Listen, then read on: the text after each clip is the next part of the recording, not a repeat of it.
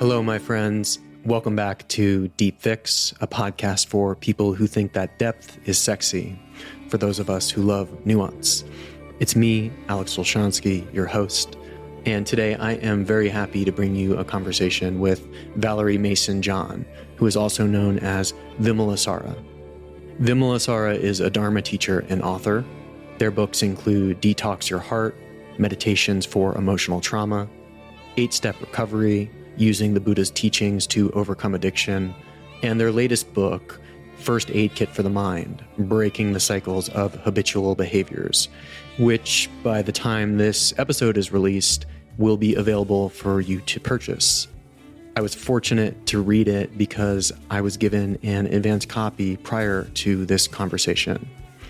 Vimalasara has worked in the field of conflict resolution, working with gangs, the incarcerated, bullies, and other challenging behavior. They're also an international public speaker and trainer in the field of mindfulness for trauma and addiction, which is where we spend the majority of this conversation, exploring how to apply a Buddhist lens to overcoming harmful behaviors.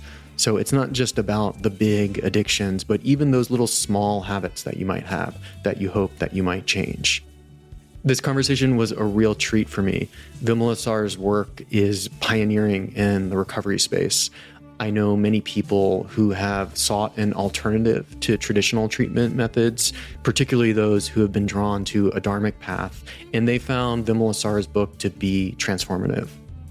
In the conversation, we talk about Vimalasara's path to becoming a Dharma teacher, including their early experiences in nightclubs that first gave them a glimpse into no self, how teachings on addiction have always been implicit to Buddhism, whether you can be addicted to thinking, understanding Vedana or feeling tone, taking refuge in the 3 jewels of the Dharma, which is the Buddha, the Sangha, and the Dharma, whether the goal should be enlightenment or the end of suffering, and much more. But before I jump into the conversation, I just want to quickly remind you that this podcast is part of my work. It's something that I put a lot of time, care, and love into. And if you're enjoying it, if you find value in it, and you believe in paying people for their work, I hope you might go to my Substack where you could subscribe for just $6 a month, which is basically the cost of a latte these days, or any sort of fancy coffee, hipster coffee you might get. There on Substack, you'll also get access to my literary essays.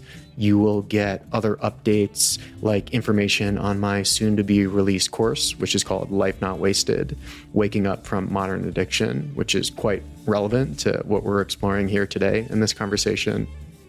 If you're enjoying the podcast, you can also give 5 stars on Apple or Spotify, which is always a great help. But in any case, I just want to again thank you for being here. There are a million podcasts you could be listening to, a million places where you can spend your time online.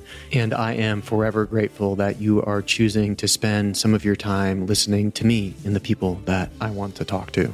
So, my friends, without further ado, I give you Vimalasara.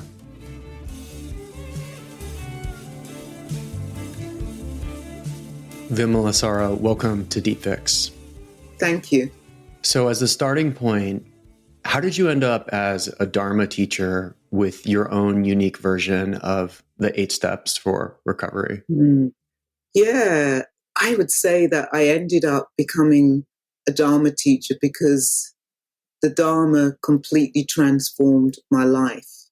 And it wasn't like I started going along to Buddhist classes and thinking, I want to be a Dharma teacher. In fact, actually, I can remember when I first started going along to the Buddhist center and I'd hear that there were writers, I used to think, I want to be one of the Buddhist writers, because I was a writer already. So, I came across the Dharma in my 20s and I was working as an international correspondent. I had already written books. And also I was beginning to teach in the field of conflict transformation and anger management. And actually, a lot of that work was definitely based on mindfulness-based cognitive therapy. So there was a similarity to what I was learning in the rooms of Dharma, in the rooms of Buddhism. So I trained in adult education teaching. So I had the skill to be able to teach. So in a way, it just made sense that actually teaching Dharma was just an extension of what I was already doing. And of course, that didn't happen straight away. I had at least 8-9 years of training, of being on retreats and going on retreats. It wasn't like, oh, yes, get excited about Buddhism, it transforms my life, and then I'm going to start teaching. In fact, there's a whole load of training to happen before that happened. Yeah. But I didn't set out to be a Dharma teacher, ever set out to anything. It was like, I want to be one of the writers in my Buddhist lineage because I'm a writer. Yeah. I feel most people who are in recovery also didn't set out on ever being in recovery. Do you agree with that? Oh, I definitely did not set out to write about recovery, period. In fact, when that book came out, how that book came about is that my publisher asked me if I had another book. I'd written Detox Your Heart, Meditations for Emotional Trauma. In fact, the second edition is called that, but Detox Your Heart. And did I have another book?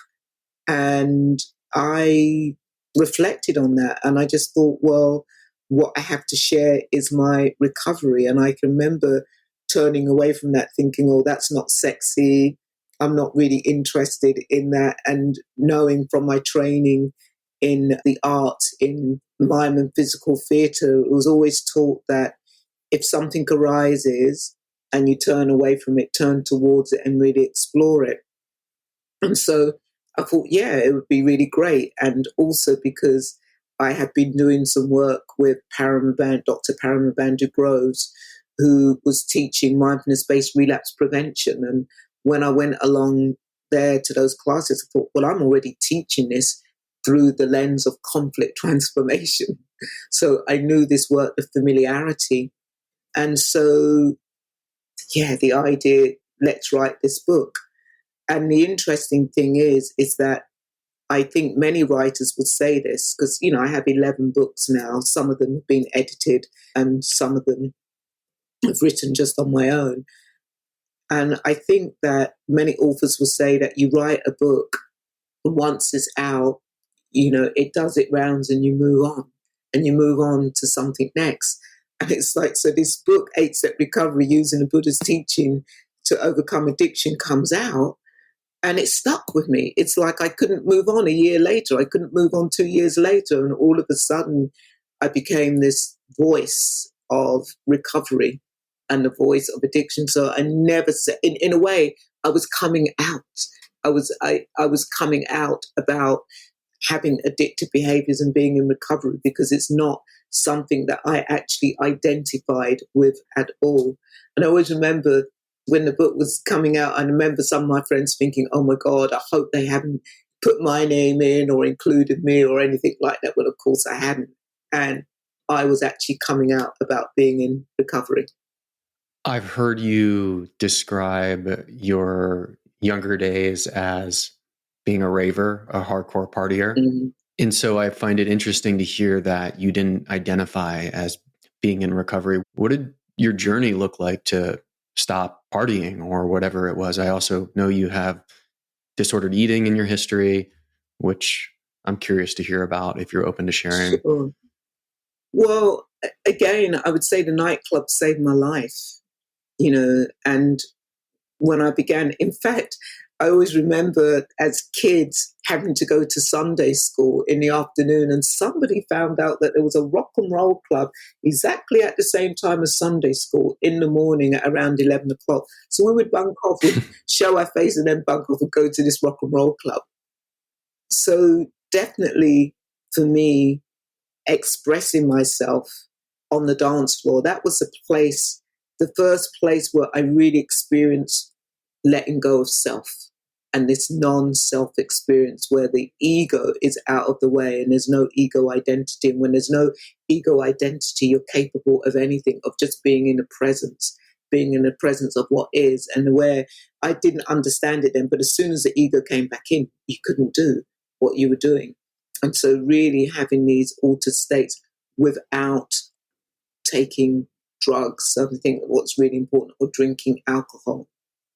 And that was definitely when I was like kind of 17, 18, 19. And then I don't know how drugs slipped into my life. All I know is that I enjoyed them, and it allowed me to stay out all night. And it was just what you did. You raved. And I always remember coming home on a tube at 12 o'clock when I lived in London, midday, and just laughing. Or if it was a bad night, we would be coming home at 8 in the morning, and that was like, we would be laughing at the people who were going to work.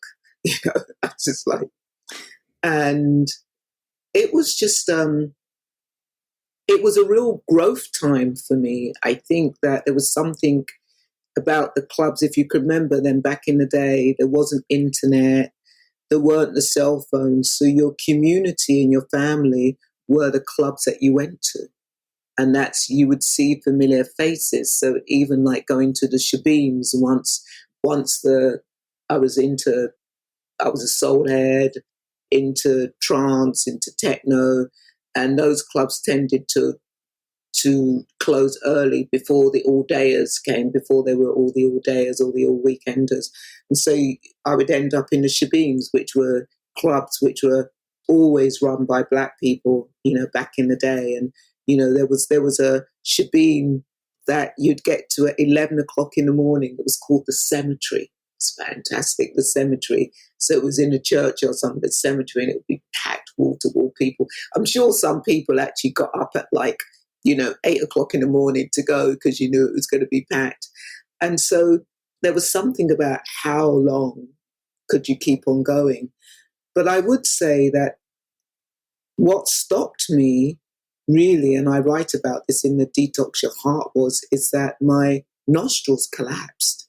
I couldn't, my body and my system couldn't take it anymore.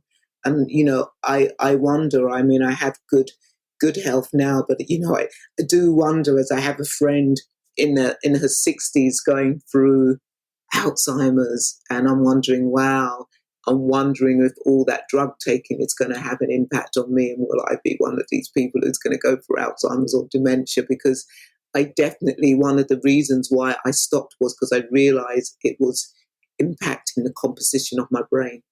It was really having an impact on my brain. Yeah.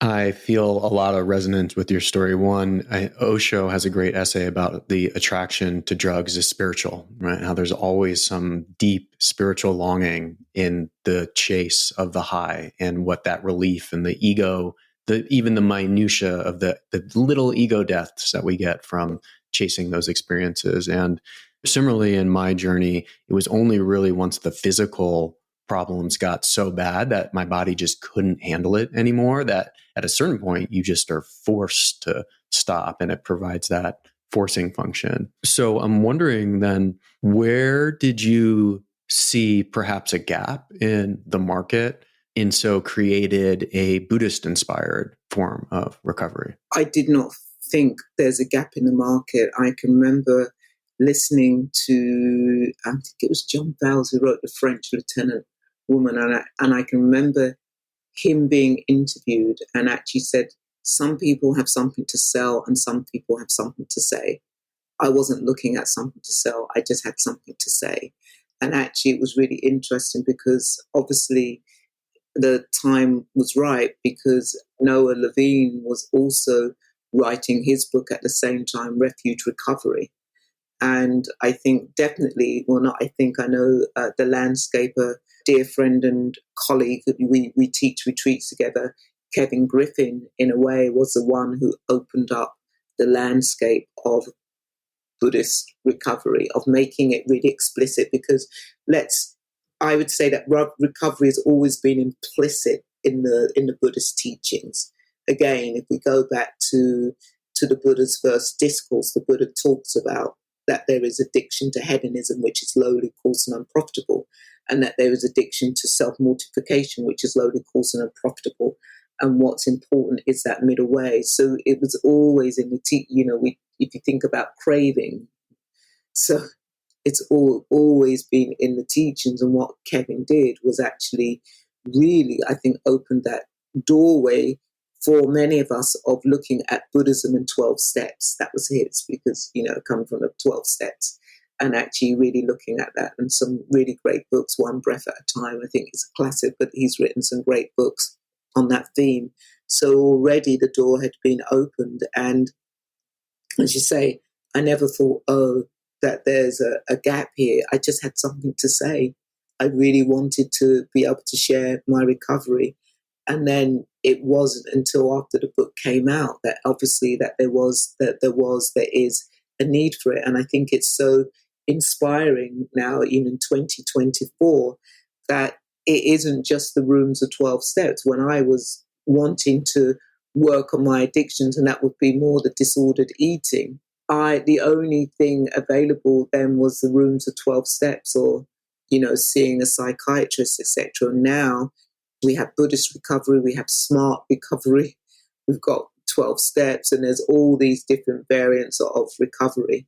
So, I tend to think that if one person gets something from the book, you've done your job. And obviously, there are thousands of people who have benefited from the book. I don't know. I'd like to think millions, who knows? And still I get letters, people writing me, emailing me saying how much they benefited from the book, how much the book has changed their life, and thank you for the book.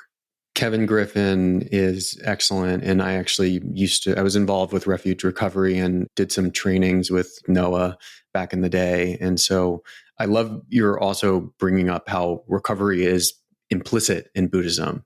And I'm curious to get your thoughts. Can you be addicted to thought? I think you can be addicted to thinking. I hesitate to say addicted to thought, because that's what the mind does. The mind produces thought, and we're not actually saying to people, we want you to get rid of thoughts and there should be no thoughts. That's not what we're saying. Thoughts will arise, and what happens is, if we identify with the thoughts, then we can become so over-identified that it can have an issue. And I know for myself that, especially when I was able to let go of my gross addictions, initially I had to let go of alcohol. I mean, alcohol wasn't a big thing for me. I was a champagne drinker. That was the culture in the world that I moved in.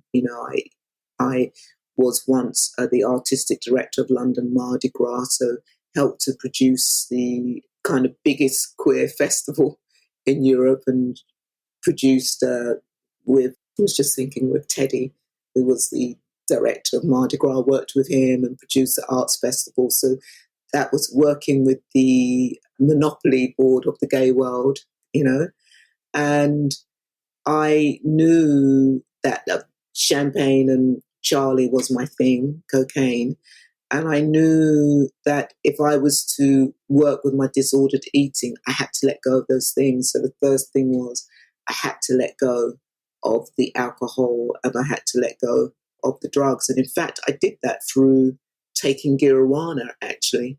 It's interesting. Everybody's going on about psychedelics, etc. I use giriwana, which is this Native American tiny bean, giriwana, and African kola nut, which is a bigger bean. So to go out with, because it's like I don't know whether it's a caffeine, but it's a stimulant. And that's what I use to come off the drugs, etc., recreational drugs. And then the work began. And when I was able to let go of the disordered eating, I can remember waking up one day thinking, oh my God, my biggest addiction is my stinking thinking. Yeah. Because I had so much self-hatred, and believed that I had so much self-hatred towards oneself. And I'd say that that's what the Dharma did for me, or I'd say, to be more explicit, the practice of metabhavana, the practice of loving kindness, of learning to love myself, and not love myself, but love others. When you say stinking thinking, can you share more on what you mean there? I've heard in your book, you talk about stinking thinking. It's interesting because, again, I was in a meeting last night, and a friend was saying, oh, stinking thinking is something that comes from the 12 steps. And I was like, it's, I think in the rooms of 12 steps, thinking has become one of those phrases, because 12 steps is so good for all these different phrases. But if we think of, is it Mark Epstein's book, Thoughts Without a Thinker? So already thoughts without a thinker was way, I tend to think thoughts without a stinker. And so in a way, in Buddhist language or in dharmic language, we would say prapancha, that this proliferation of thought, this thought that proliferates. And actually some of that thought that proliferate could be quite pleasant, and it can have consequences, because even those pleasant thoughts can create craving and lead us to pick up our choice of distractions. Or there are that thinking that is very unpleasant, which again can lead us to pick up our choice of distraction, because it is traumatic to live in a head that is full of all these put downs. So in a way, it's what's an example? It's like you text someone and they don't get back to you in 5 minutes. Oh, they don't like me. Yeah, something's wrong with me. Yeah. Or it might be, this is moving into one of the dharmic teachings of the 2 dark teaching or the 2-hour teaching. You're hammering away, you hit your finger, and it's like, I'm such an idiot. I can't do things well, etc. So it's this whole beating up, or it's like you're trying to stop drinking, and perhaps you go to a cafe or you walk in a park and you see somebody drinking, and it's like, oh, that's a sign, because something pleasant arises in the body. That's a sign for me to drink. It's telling me, it's speaking to me, etc. So that's kind of forms of stinking thinking. And thoughts on their own can just be there, right? But it is that papancha, the proliferation of the thoughts, when we create the stories and the reaction and the reactivity and become fully immersed in it, that are the most problematic. You've mentioned pleasant and unpleasant, and so I think this could be a good opportunity to explore a bit about Vedana and how feeling tone can exist prior to feelings. How can that be insightful for someone who perhaps is battling addictive tendencies and cravings? Yeah, it's a good question, because the majority of people who have addictive or compulsive behaviors don't want to feel anything. I always say that in a way that all sense doors have closed down and somebody has left the home, somebody has left the body which is a home. And if you think like when you leave your house, you lock all the doors up, you lock all the windows, because you don't want anybody to get in. And this is what we can do as humans, that we leave the body and we close all the sense doors down because we don't want anybody to get in. And it can be incredibly difficult to feel. Yeah.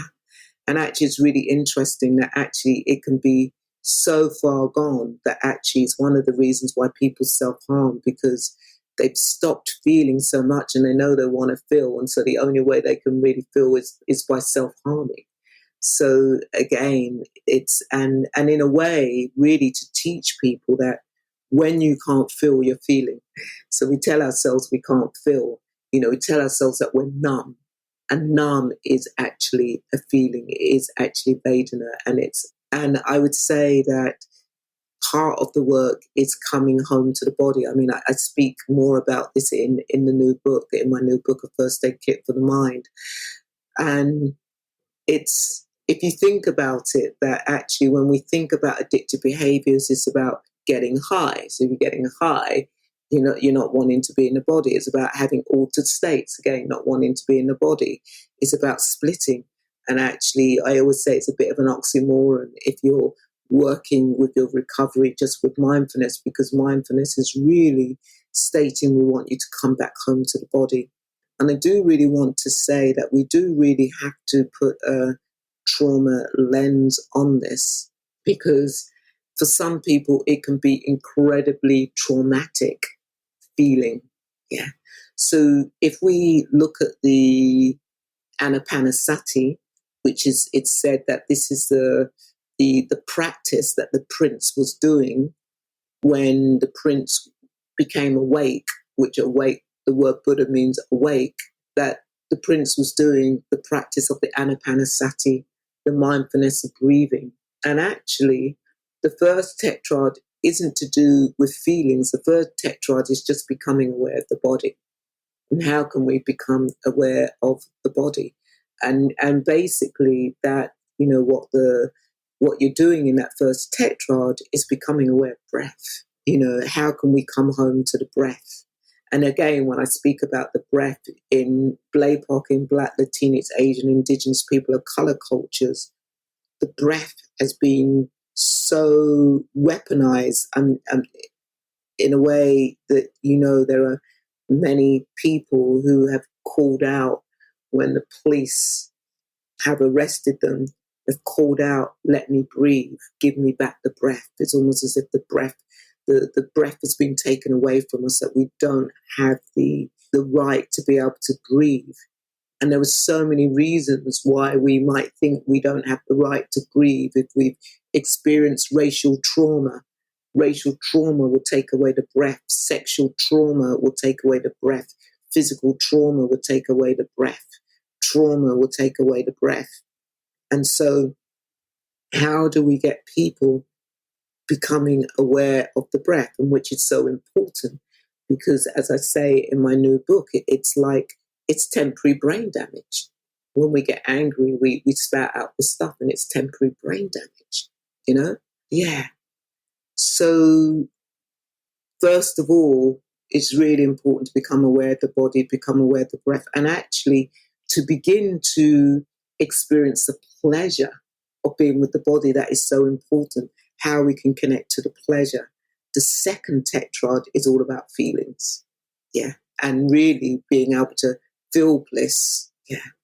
So again, in your question, how important is it for people to be in touch with Vedana? Well, I would say like Vedana, feeling tone, and let's get this rule that this is such an important teaching. I think for me, this teaching was so radical that we only have three feelings: pleasant, unpleasant, and neutral. Sometimes I say to people, if you really want a fourth, let's have it mixed. It's a mixture of all three, because I think sometimes you can't separate those feelings. And so often we grow up in a culture when you ask somebody, what are you feeling? I'm feeling angry. Well, is angry a feeling? Actually, what's the story of anger? Because if you're feeling angry, you're in some story, you're angry about something. What is the actual feeling in the body? And the feeling in the body is most likely going to be quite unpleasant. There might be palpitations, or somebody might, oh, what are you feeling? I'm feeling unlovable. I'm feeling somebody doesn't like me. And those kind of, in a way, that can be a beginning of stinking thinking when we start talking about our feelings in thoughts and stories. And if we could begin to separate that there's a difference between the stories and feeling tone, this can be real freedom, because in a way it's like, you cannot take away my feelings, right? This is what I'm feeling, you can't take away my feelings. Actually, the story, if people can just really see this as a story, and that story might not be true, and that story is a perception, it's an interpretation. Whereas the feeling tone in the body, what are you feeling? Is it unpleasant? Is it itchiness in the body? Is it sweaty, whatever? Because what can happen is, when we go from, it's so easy to go from feeling tone into the story, and once we're into the story, we're all stepped onto that vicious cycle of addiction. So what I say about feelings, it's like an alarm bell to the feeling to tell you that you're activated, that there's some activation here, and you just need to take a pause, that you're triggered. And actually, do you want to act out of that place of being triggered and just allowing that feeling to settle? So becoming aware of those three feelings and recognizing pleasant, unpleasant, neutral. And I just want to say that neutral isn't like, oh, I'm split, I'm distant. It's like nothing's going on. Really, I equate neutral to boredom. When kids say, oh, I'm bored, nothing much going on is neutral, really. Nothing much going on. And of course, there are wisdom aspects to all these feelings. There's a wisdom aspect to unpleasantness, to pleasantness, and to neutral. And actually, at some point, I really do believe that when we really begin to connect with Vedana, that we won't even label it pleasant, unpleasant, neutral, that it's just sensation. Because, when we begin to label it, something happens. This is just sensation that is arising. I think that's really important because, you can ask somebody, what does the body feel like when I'm angry? Heart pumping, sweaty, thoughts racing. You ask somebody, what does the body feel when you're in love? Heart pumping, sweaty palms, thoughts racing. So in a way, it's just, to me, just sensations. That certainly feels like the more advanced understanding and practice. I know for myself, when someone would ask me, what are you feeling? I would go into story, like you just mentioned. And when someone says, and I think, and I do a lot of work with men, and in particular, it can be a common response as someone who's used to be there, just to not actually be able to even articulate that I'm angry, having that be a layer away. For instance, saying something like, I'm unlovable, or this presentation is boring, right? That's not a feeling, right? Those are, to your point, right? That's some sort of story. And I love in your new book, you have exercise where you're asking folks to inquire to essentially every body part and to apply the Vedana perspective. Is it feeling pleasant, neutral, or unpleasant? And I'm trained in Hakomi, a somatic modality, and just that being able to derive someone, especially people who have a propensity to struggle with addictive tendencies, to send them into an inquiry into their bodies where you can begin to look and say, oh, actually, what's going on in my left knee? Oh, not so much. It's actually rather neutral, or I might be surprised that it's pleasant there. And that perspective, I feel, can be so eye-opening for someone who otherwise is really caught up in the stinking thinking, the crave, the chase of the high, whatever it might be. You also mentioned that it's really important to find pleasure in the breath. I'd love to hear more about that. Breath is medicine. I think breath is medicine. We wouldn't be here without the breath, would we? Breath is medicine, and it's interesting if we think of the whole psychedelic movement, and when Nixon closed down all the research of psychedelics in the US around the 60s, it was really, I can't think of the person who it was now, but really could see that actually people could make changes through altered states and actually introduce holotropic breathing. Stan Groff. Yeah, thank you. And holotropic breathing actually came out of the psychedelic movement. And, in a way, I'm pretty sure that there are many cultures and communities who were using breath work. But in the West, breath work became popularized, and now we have pranayama breathing, conscious breathing. So, again, and myself, I've been trained in pranayama breathing, and I do work with that more and more. And it's like medicine. It's sometimes you might hear me say that meditation is my Prozac, and I would say breath is my Prozac. And it's learning to become familiar with the breath. But as I said, for some people, the breath is so scary. Yeah. The breath has been taken away. And so how do we get to teach people how important this medicine is, and just to begin to slowly bring them back to the breath? So what I would do with somebody, actually, and I'm pretty sure I do actually talk about this in the book, that if the breath is hard to come back to, then use the sense door of sound. Yeah. And just coming back to sound. And for some people, that might be traumatic. Well, then use the sense door of smell. Yeah. And coming back to the smell. And for some people, that might be traumatic. Or use the sense door of seeing. So there are other ways in. And at some point, I really do believe if we are to have full recovery, somehow we need to find our way back to the body through the breath. And it may be through dance. Dance is fantastic. And you might not even be aware, but that is the place that for some people are just so in tune with the breath. Or if there's something, if you're a soccer player or a runner, just know that these are places where people do come back to the body. I mean, also I know through running you can spin out as well. So there is that thing of how you come back to the body and be in the body. So in answer to your question, that I want to say that for many people, the breath could be very unpleasant, could be very scary because of the traumas that they have experienced in their life. I appreciate the invitation back into the body. I feel in the addiction landscape in general, the body is often overlooked. And we get a lot of these top-down frameworks about reframing beliefs or even working on character flaws, but then just the very simple act of just going to dance, right? Moving the body, can be so huge. And I also really love the call for using sound. I think sound can be one of the most potent gateways into something like non-dual awakening, because it just comes so effortlessly, right? We don't have to do anything. And whereas the breath, it can be easy for someone to start manipulating that, to start trying it, but the sound just comes, right? It just comes, and so I found that to be really potent. And that said, I recall in my early recovery hearing, actually going back to Noah Levine, he mentioned that when he learned that you could take refuge in the breath. And of course, in Buddhism, there's the three jewels, the refuge in the Buddha, the Dharma, and the Sangha.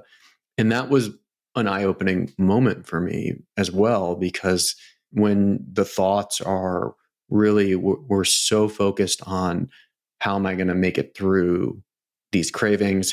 I've destroyed my life. Where am I going to go from here? Just being able to come back to that simple breath was such a safe haven. Yeah, thanks for quoting Noah in that, taking refuge in the breath, because I just want to say that actually, definitely, the centrality of going for refuge is definitely one of the main tenets of my Buddhist lineage, which had come from the Triratna Buddhist lineage. And the late Sangharakshita, he really emphasized the centrality of going for refuge. And I know that when I came across that teaching, that was a light bulb moment for me, because in a way, we're looking at what are reliable refuges. So it's not like what's bad or what's good, but what's reliable. And I could really see what I was going to refuge for in my 20s. I was going to refuge to my addictive behaviors, to the disordered eating, to nightclubbing. They were all the things that were at the center of my life. And how could I begin to change my mandala so that I had more reliable things at the center? And so, yes, of course, the breath, going for refuge to the breath, coming back to the breath. I think, what I would say is, again, as I just say that, on one level, we might just say, well, there is no breath, is there? Where is the breath if you point to the breath? And for us not to over-identify with that, because there might be a point in our lives where we're just struggling for the breath and thinking this is no longer reliable, it's totally unreliable. So we really do see that the Buddha jewel isn't placing this human being or a father figure at the center of the thoughts, but it's more what do these jewels point to? And the Buddha jewel points to freedom, having freedom, placing freedom. And there can be freedom in any moment, even if we're struggling for the breath. And there can be freedom. And I have been a place where I've had to struggle for the breath, and there can be real freedom in that. And then, if we think of the Dharma jewel, it's like, what's that pointing to? It's pointing to the teachings, pointing to the truth. And I don't think that necessarily has to just be Buddhist teachings, but teachings that point us to the truth, teachings that point us in the direction of liberation, in the direction of emancipation, thinking of Marcus Garvey or Bob Marley, free ourselves from mental slavery, these teachings that can free us. And then the Sangha jewel, really, of just, that's the possibility that there are many people who have discovered freedom. And it may, begin with, if we're somebody with addictions to begin with, that actually when you're in the rooms, there are people who are on that path. Well, even if you have addictions, you can be on a path of recovery, but there are people in the rooms who have let go of some of those addictive behaviors, who have put down the alcohol or put down the drugs or put down the food or put down the porn. And so it's really important to have possibility. So again, I just say, if anybody's listening, you might want to think about what is at the center of your life, and you determine what's at the center of your life, or what you spend most of your time thinking about, And I should do it, it's kind of good to do a check on that every now and again. What do we spend most of our time thinking about, How would you recommend someone does that? I'm really intrigued here. Well, to reflect. I mean, if I was right now, well, let me ask you, let's see. So what do you spend most of your time thinking about? This is good. Lately, it's been creating this course that I'm working on, which is about addiction and waking up. And then the other is around, I haven't shared this yet. I think the podcast will come out when I plan on writing about it, but my partner and I are expecting our first baby in late May. And so there's a lot of excitement and joy, but then there's also the planning and the stress and the changes that come with that. And so those are the first two things right away that I feel I've been spending a lot of time around thinking. Congratulations, firstly. And yeah, and I say, for many of us, family might be at the center of our thoughts. And, and in a way, it's a great way to start. Some of us may go for refuge to the family, and there's nothing wrong or right, but just being aware that what's occupying our thoughts, what are we thinking about? And of course, is this your first baby?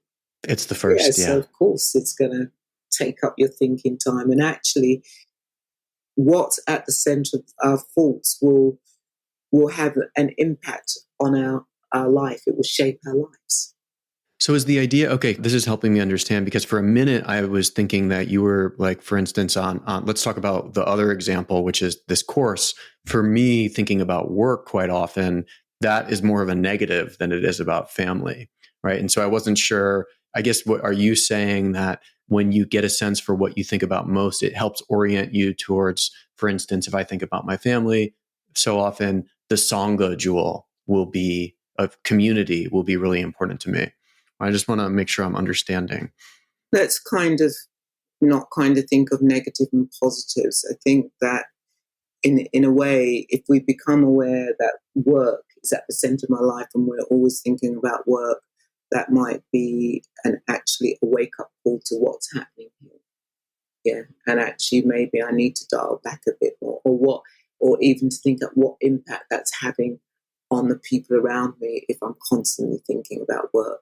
So again, if somebody says, well, actually, I think about, what's occupying my thoughts a lot is about drinking. Well, actually, to actually get really honest, how's that impacting you? How is it influencing your life? And how is it influencing the choices that you make?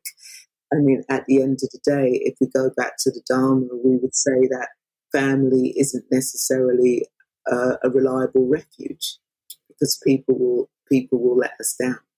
That it's, in a way, it's great, for many people, they wouldn't have family there. So in a way, so it's just becoming more aware, to remember that everything happens in awareness, and just to become aware that this is what's happening in awareness right now. That's all. Mm-hmm. Mm-hmm. Thank you for that. One of the most powerful lessons I learned in recovery, is just how unreliable family can be. And I'm not speaking as much from direct experience, but just having gone through treatment and just seeing, family, for a lot of folks, it's the reason why they use or go through a process. How long has your behaviors been put down? I first just want to really lift up that you didn't say, how long have you been sober? Because that's I think very interesting. I'm curious to hear if there was a specific reason why you chose to phrase it like that. But I appreciate it nonetheless. It has been 8.5 years. Yeah, great. Well done. Yeah. Well, actually, in the 8-step book, I do talk about sobriety of mind, really, which I see it's kind of, you can have put down what you've been using and not necessarily have sobriety of mind. So there's that, definitely. So really do see a distinction of, if you've put it down, and doesn't mean to say that you have sobriety of mind.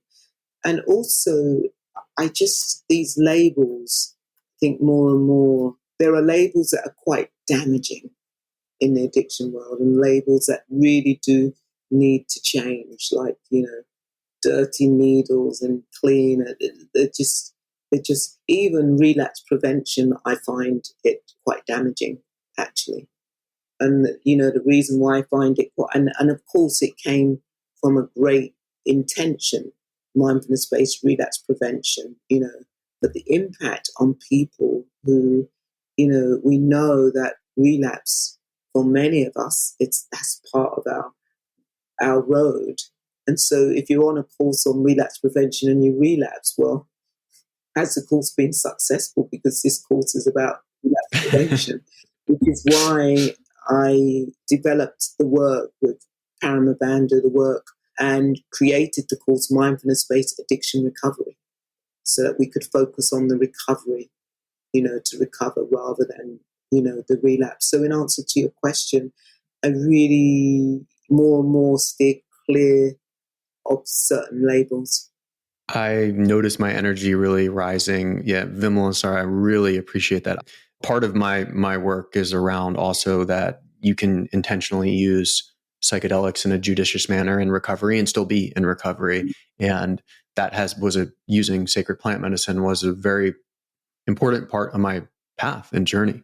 And so for many years now, and this is part of the writing and the work that I do, I haven't identified with that word sober, because to your point around sobriety of mind, what I found for me in my early recovery was I put down the hard stuff. I went through a year of medically supervised outpatient treatment for opiates, amphetamines, and benzos and more. But I put down the hard stuff. I wasn't doing any of the hard stuff. But then a year later, I found myself compulsively scrolling the New York Times politics section, reading, we're talking every day, read the entire mobile app, Twitter, Pornhub, tobacco, snooze, and all vape, all whatever type. And I'm sure there was energy drink, the yerba mate, sparkling fizz drinks. And I was like, wait, this can't be the thing that I'm striving for. Right. And I don't know if that's necessarily what you consider sobriety of mind, because I haven't heard you or read about you using that term. But I do think that it points to perhaps the stages of development or the growth that can unfold from this path. And in particular, I think a Buddhist inspired path really helps eventually you recognize that there's not room for those other less conscious behaviors. Yeah. Thank you for mentioning psychedelics. It's an important part of the field of addiction work. And, if we think about it, 20 years ago, or just 15 years ago, the conversation was harm reduction or abstinence.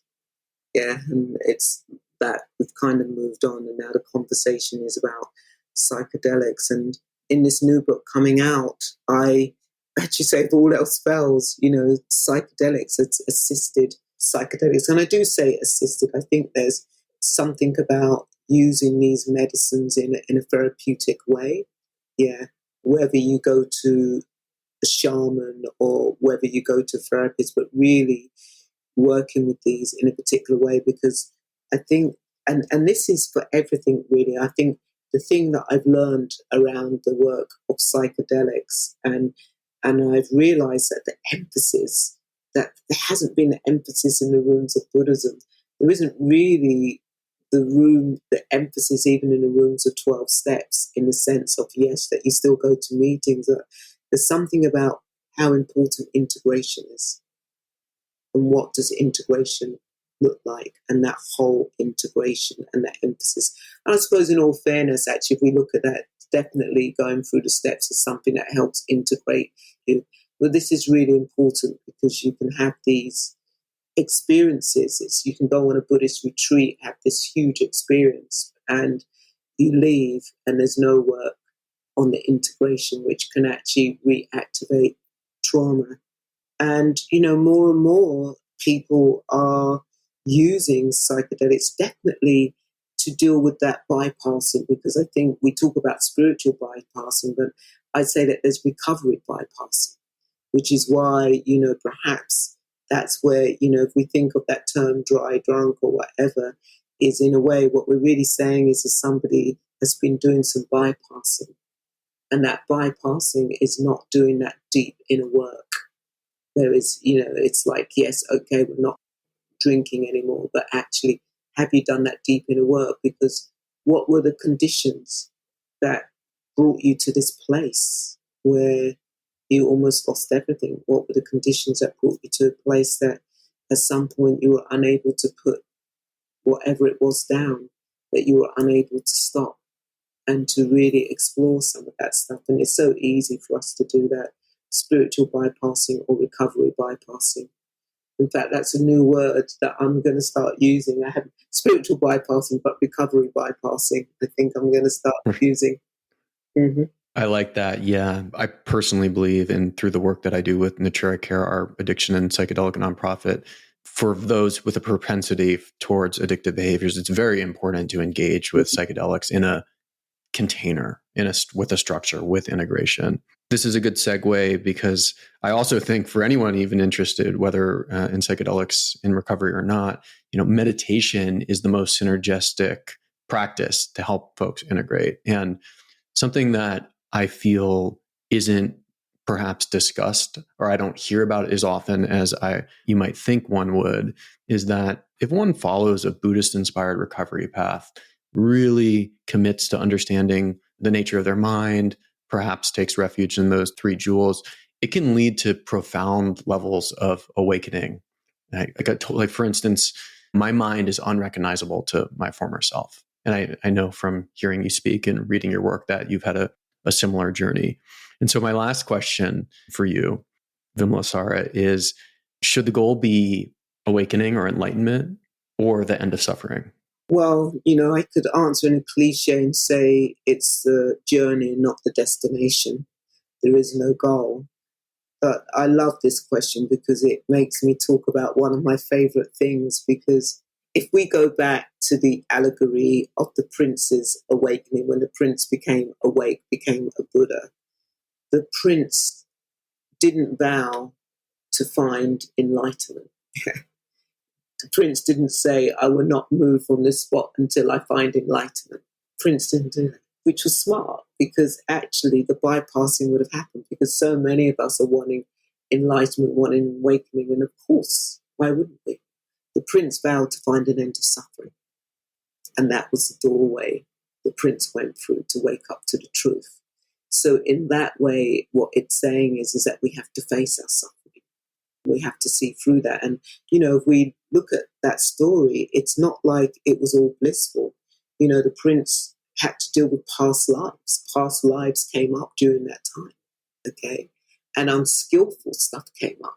So it wasn't all blissful. It's like actually, the prince had been unskillful in other past lives, and actually coming more to the present, the prince was assailed by, mental states of lust, of mental states of boredom, of mental states of ill will, restlessness and anxiety. All of that was seen through for the person to be able to become awake. Yeah. So I think that answers your question. Beautiful. This has been a real treat for me. Thank you for taking the time. Where can people find you? They can find me on my website, which is Valerie Mason hyphen, which is a dash, not the actual word hyphen, the Valerie Mason and hyphen John.com. Or you can just put Valerie Mason-John in or Vimalasara in, and stuff will come up. And yes, I do need to update my website. I do have retreats coming up, but the main thing is to look out for my new book, First Aid Kit for the Mind, Breaking the Cycle of Habitual Behaviors. It's a pocket book, so it's not like, oh, not another big book to read. Actually, the way it's designed is that you could just open up one page and get a nugget of wisdom. There are 1-minute practices or 5-minute or 20 minutes, and they are downloadable as well. So that's some of the ways that you can find me. Thank you so much. Yeah, I have this little pocketbook here, and I read through it in just a few hours, and I think it could be very, very useful for folks. And so I'm glad that your team sent it to give me an early chance to read. And so thanks again for taking the time here. Thank you. Thank you for having me. And I look forward to seeing your work on recovery as a path to awakening.